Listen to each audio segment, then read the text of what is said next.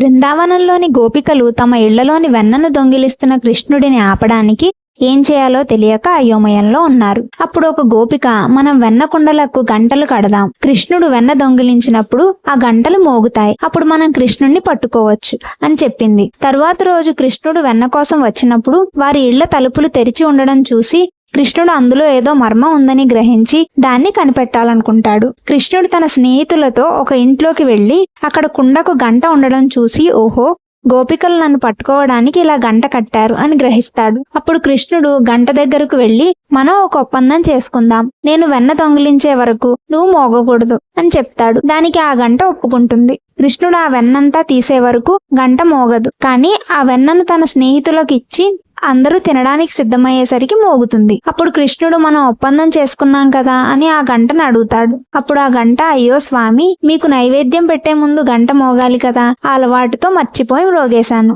క్షమించండి అంటుంది. అప్పుడు కృష్ణుడు పకపకా నవ్వుతాడు.